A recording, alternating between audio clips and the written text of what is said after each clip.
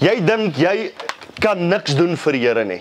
Jy dink jy as een persoon is te swak, jy was te sondig, jy was te sleg, jy kan niks vir die Here doen en iets beteken nie, jy moet saam met iemand anders dit doen, jy moet saam met 'n groep dit doen, want jy dink by jouself, jy is nie goed genoeg, jy's te sleg.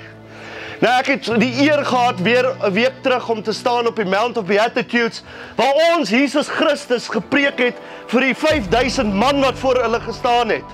En onder andere een van die goed wat hy gesê het, geseënd is die mindere van ons volk. Ja. Jy weet, en terwyl jy daar staan, dan kyk jy so oor kan die see van Galilea. En dit is wat ek vanaand met jou wil praat oor Markus 5, toe hy oorgevaar het na die ander kant toe. En hy kom in Gadara aan, en toe hy by Gadara aankom, kon hardloop 'n mal sieke na hom toe aan, wat vol demone is. En toe hy daar aankom, ons almal ken die storie wat Jesus die demone beveel en hulle word uitgestuur in die varke en hulle is daar op die kraans en die mense kom hardloop na Jesus toe en smeek hom en sê asseblief klim in jou boot en gaan terug van waar af jy kom. Ja. Nou net 'n bietjie agtergrond te skep. Dit was 10 stede daar gewees, pagan cities, afgodsdiende cities wat daar so was.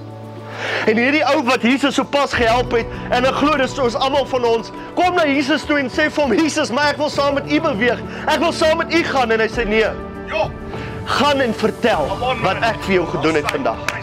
In Markus 6 lees ons, dat Jesus weer terugkeer oor kan die see.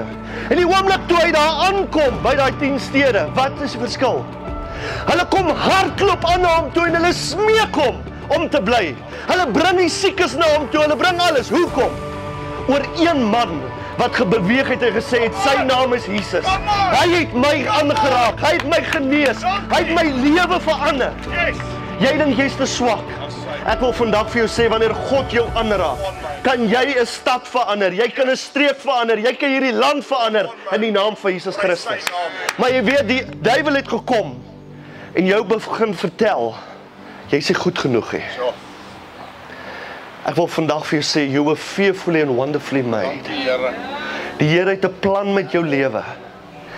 Moenie opgee nie. Amen.